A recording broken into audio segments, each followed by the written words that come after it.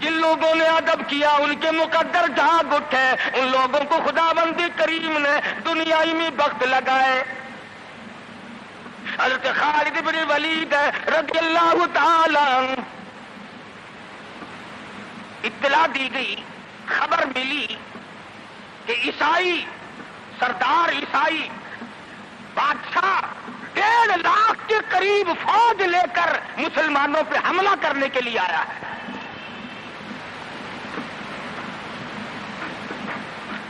حضرت خالد بن ولید رضی اللہ تعالی عنہ کو 50-60 آدمی دیے، جاؤ بادشاہ کی فوج کا اندازہ لگا کے آؤ، تخمینہ لگا کے آؤ، اسلحہ دیکھ کے آؤ، ان کی تعداد کا اندازہ لگاؤ وہ کتنے ہیں۔ حضرت خالد بن ولید رضی اللہ تعالی عنہ چند صحابہ کرام کو ساتھ لے کر کے پہنچے۔ عیسائی بادشاہ کو پتا چلا، اس نے حضرت خالد بن ولید رضی اللہ تعالی عنہ کو بلایا اور کہنے لگا کہ دیکھو جنگ اچھی چیز نہیں ہے، ہم سے صلح کر لو، ہم سے صلح کر لو۔ حضرت خالد فرمانے لگے صلح میں دیر کیا ہے، قول لا الہ الا اللہ محمد الرسول اللہ صلی اللہ علیہ وسلم، کلمہ پڑھ، مسلمان بن جا، میرا بھائی بن جا، جنت کا حقدار بن جا، میرے نبی کا غلام بن جا، اللہ کی توحید کا ماننے والا بن جا، ابھی تمام باتوں میں صلح ہو جائے گی۔ وہ کہنے لگا بڑا جلدی کلمہ پڑھا ہے، جیسے میں اکیلا بیٹھا ہوں، تو نے میری فوج دیکھی ہے؟ 1.5-2 لاکھ فوج لے کے آیا ہوں، کھا جائے گی میری فوج تمہیں۔ کلمے پڑھا رہا ہے۔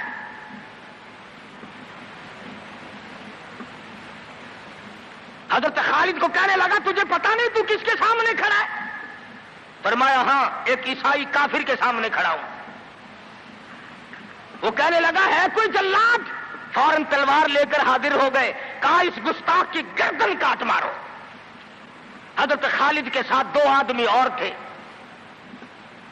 انہوں نے یہ نہیں کہا ہے جی اجی ہم تو یوں ہی بات کر رہے تھے جی، اجی آپ برہم ہو گئے، اجی حضور آپ ناراض ہو گئے۔ حضرت خالد نے یہ نہیں فرمایا کہ باہر والوں کو اطلاع کر دو، وہ 50-60 آدمی تو ہمارے ساتھ مل جائے۔ 2 ساتھیوں کو فرمایا اب ایک دوسرے کی طرف مت دیکھنا، تلوار نکال لو، انشاءاللہ حوض کوثر پہ ملاقات ہوگی۔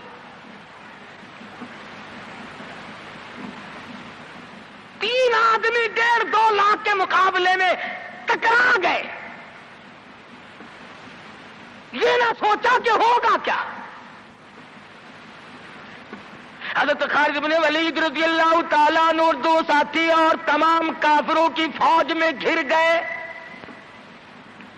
جنگ شروع ہو گئی۔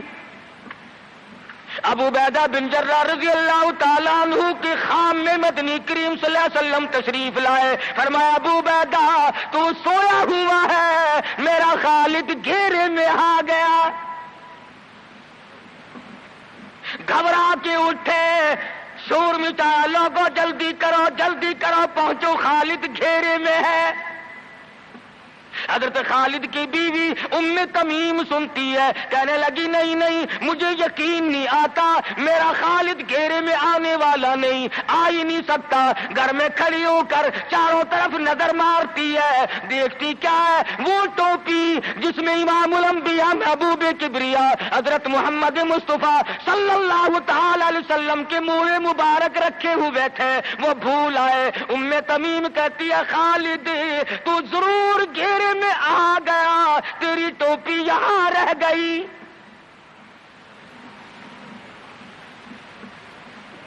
ام تمیم نے ٹوپی لے کر کے شور نہیں مچایا، کپڑے نہیں پھاڑے، چہرہ نہیں نوچا، ابو عبیدہ کے پاس نہیں آئی، بغل میں ٹوپی دبائی، برقع اوڑھا، گھوڑے پہ سوار ہوئی، تلوار لے کر گھوڑے کو سر پٹ چھوڑ دیا۔ صحابہ دیکھ رہے تھے، ارے یہ کون ہے؟ یہ کوئی جاسوس معلوم ہوتا ہے، اسے پکڑو۔ صحابہ نے گھوڑے دوڑائے، گھیرے میں لے لیا، پوچھا برقع پوش تو کون ہے؟ کہنے لگی نہ چھیڑو، خالد کی بیوی ام تمیم ہوں۔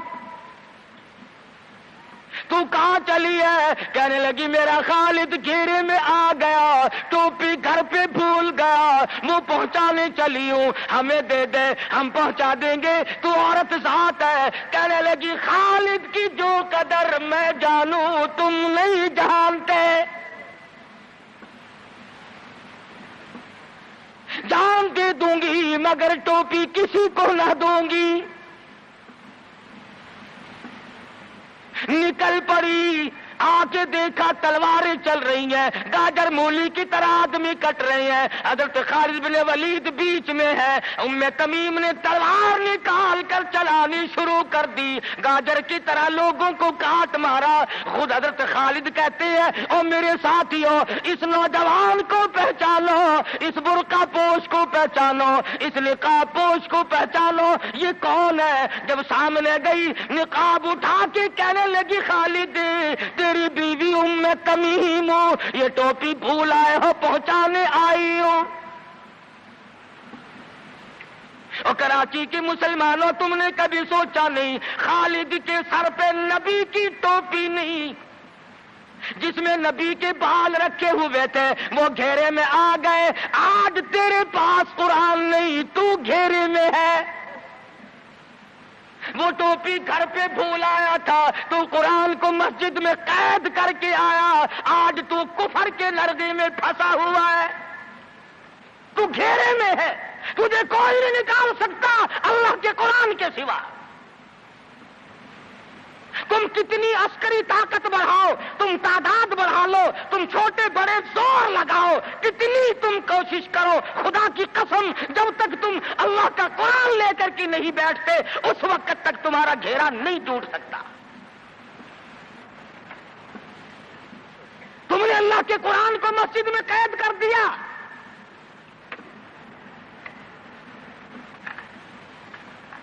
نہ اس کو عوام صدر میں جگہ دی، نہ مارکیٹ میں جگہ دی، نہ محلے میں جگہ دی، نہ برادری میں جگہ دی، نہ خاندان میں کوئی جگہ دی۔ تمام کو اکٹھا کر لو گے، اللہ کے قرآن کو پوچھنے والا کوئی نہیں۔ کون پوچھے؟ حضرت خالد تو صرف ٹوپی بھول کر آئے تھے، ہم نے قرآن ہی بھلا دیا، نبی کی سیرت کا آئینہ بھلا دیا۔ خدا کی قسم نبی نے امانت تمہارے سپرد کی ہے، میدان حشر برپا ہوگا اور اللہ کا پیغمبر کھڑا ہو کر تم سے مطالبہ کرے گا، لاؤ میری امانت کہاں ہے؟ کچھ لوگ کہیں گے اور جی ہم تو عشق کی وجہ سے ایسا کر بیٹھتے ہیں، محبت میں ہمیں پتہ ہی نہیں چلا قرآن کہاں رہ گیا، محبت میں ہمیں پتہ ہی نہیں چلا قرآن رہ کہاں گیا۔ اور تجھے کیسی محبت ہے، تجھے کیسا عشق ہے کہ تجھے آج تک پتہ نہیں چلا۔ عشق تو صحابہ کرام کو تھا۔ مدینہ منورہ ہے، اللہ پاک ہر مسلمان کو مدینہ پاک کی زیارت نصیب فرمائے۔ خدا کی قسم مدینے کی ہوا میں جو خوشبو ہے تمہاری، وہ کستوری میں نہیں ہو سکتی، وہ مشک میں نہیں ہو سکتی، وہ عنبر میں نہیں ہو سکتی، وہ زعفران میں نہیں ہو سکتی۔ ارے مدینے کی ہوا میں جو خوشبو ہے، جو گنبد خضرا سے ٹکرا کر آتی ہے، اس ہوا میں خوشبو بھی نرالی ہے۔ صحابہ کہتے ہیں کہ جب ہم نبی صلی اللہ علیہ وسلم کو تلاش کرنے کے لیے نکلتے تو کسی سے پوچھتے نہیں پھرتے تھے، بلکہ مدینے کی ہوا بتاتی تھی ادھر آؤ ادھر آؤ، حضور ادھر تشریف لے گئے۔ مدینہ منورہ میں ایک جنگ کی تیاری فرمائی، صحابہ کرام کا لشکر تیار فرمایا، حضور اکرم صلی اللہ علیہ وسلم نے۔ جمعے کا دن ہے، صبح کا وقت ہے، لشکر کو ساتھ لے کر کے تشریف لے گئے، 2-3 میل تک رخصت فرمانے کے لیے گئے، دعا کر کے واپس آ گئے، اللہ تمہیں کامیاب فرمائے۔ صحابی ہے حضور اکرم، سب کہہ دو صلی اللہ علیہ وسلم کا۔ آؤ عشق کی بات تمہیں بتاؤں، حضور اکرم صلی اللہ علیہ وسلم نے روانگی کے وقت فرما دیا، توجہ کرنا، لشکر کو رخصت کرتے وقت فرما دیا، اور میرے دیوانوں اور پروانوں اور میرے جانثاروں بات سنو، پہلے جھنڈا جعفر طیار رضی اللہ تعالیٰ عنہ کے ہاتھ میں دینا، پھر جھنڈا عبداللہ ابن روا کے ہاتھ میں دینا، پھر جھنڈا اسامہ بن زید کے ہاتھ میں دینا۔ حضور کے کلام کی مراد کو اگر صحابہ نہیں جانتے تو کون جانتا ہے؟ سمجھ گئے صحابہ کہ جعفر طیار شہید ہوں گے، یہ جو حضور نے فرمایا پھر اس کو دینا، پھر اس کو دینا۔ حضور صلی اللہ علیہ وسلم کے کلام کی، فرمان کی، ارشاد کی مراد اور منشا غرض و غائب صحابہ سمجھ گئے کہ جعفر طیار شہید ہوں گے، اور پھر عبداللہ بن روا بھی شہید ہوں گے، اور اسامہ بن زید بچ کے آئیں گے۔ صحابہ کا تجربہ تھا حضور کے کلام کو سمجھنے کے لیے۔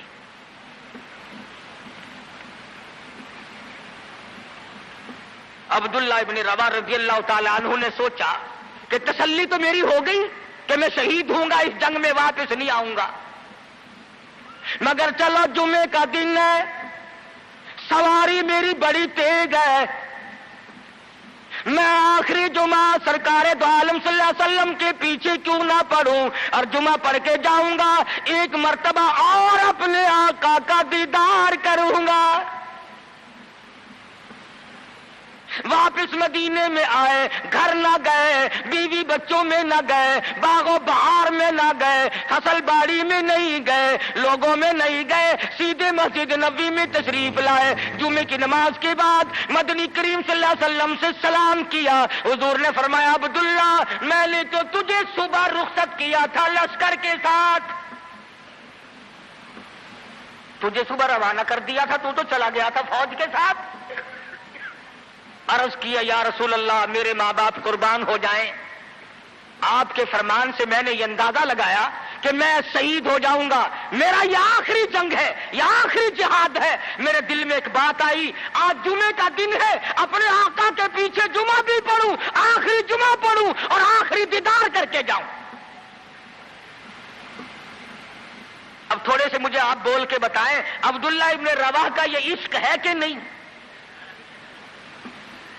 کوئی ڈر کی بات نہیں، کوئی خوف کی بات نہیں، بیوی بچوں کی محبت نے نہیں کھینچا، باغوں کو دیکھنے نہیں گیا، بچوں سے ملاقات کے لیے نہیں گیا۔ ارے حضور کا عشق ہے، کہتا آخری جمعہ، آخری دیدار، آخری ملاقات۔ اور عرض کیا میرے آقا میں اپنے ساتھیوں کو جا ملوں گا، میری سواری بڑی تیز ہے۔ امام الانبیاء محبوب کبریا حضرت محمد مصطفیٰ صلی اللہ علیہ وسلم کا چہرے انور سرخ ہو گیا۔ فرمایا عبداللہ تو ساتھیوں کو نہیں مل سکتا، نہیں مل سکتا، جب تیرے ساتھی جنت میں جائیں گے 500 سال بعد میں بہشت میں جا سکے گا۔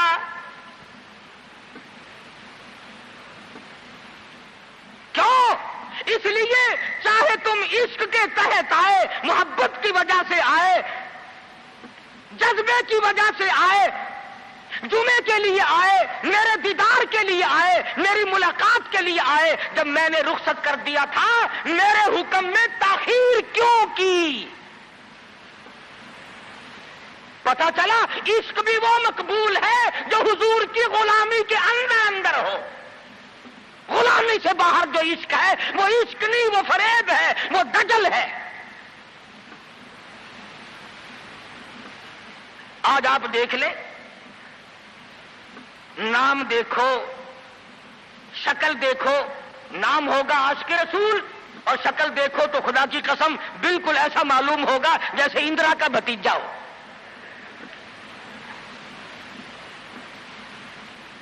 پہچان نہیں سکے گا آدمی۔ کیا کر سکتا ہے آدمی شکل میں؟ صورت نہیں، سیرت نہیں، لباس نہیں، اخلاق نہیں، کردار نہیں، تمام چیزوں کا تختہ نکال کے رکھ دیا ہے۔ اور آج قوم اسی وجہ سے مصیبتوں سے دوچار ہے، وہ نرغے میں پھنسی ہوئی ہے، وہ نکل نہیں سکتی، وہ سہارا ڈھونڈ رہی ہے مادی قوت کا۔ حضور ناراض ہو گئے صلی اللہ علیہ وسلم۔ صحابی کہتے ہیں میں چاہتا تھا زمین پھٹ جائے، مجھے لقمہ بنا کر نگل جائے۔ صحابی کہتا ہے مجھے زندگی تلخ لگنے لگی، ہائے میرے آقا مجھ سے ناراض کیوں ہو گئے؟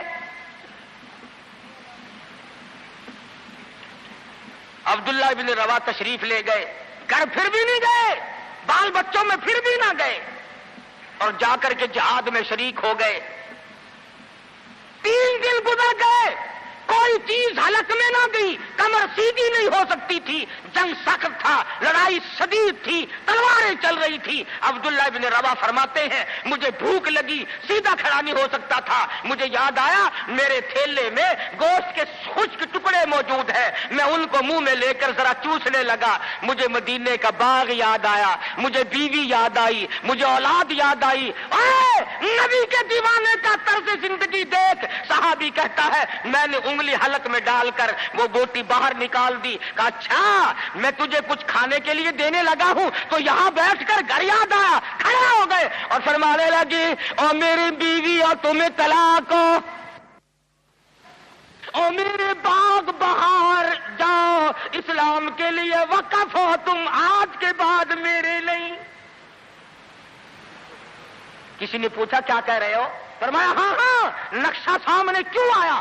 آخری وقت میں دنیا کا نقشہ میری آنکھوں میں کیوں کھینچا؟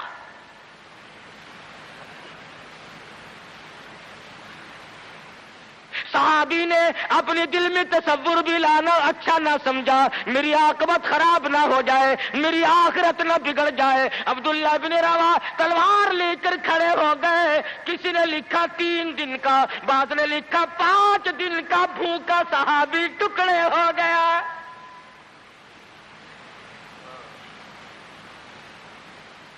یہ تھا عشق جسے عشق کہا جاتا ہے، لیکن حضور کی اندازہ لگاؤ حکم میں تاخیر کی وجہ سے 500 سال بعد کو بہشت میں جا سکے گا، اور جنہوں نے حضور کے احکام کو سرے سے ٹھکرا دیا، سرے سے ماننا ہی نہیں، انکار کر دیا، اب یہ فیصلہ تم کرو، اب یہ فتویٰ تم دو کہ وہ جنت میں کب جائیں گے۔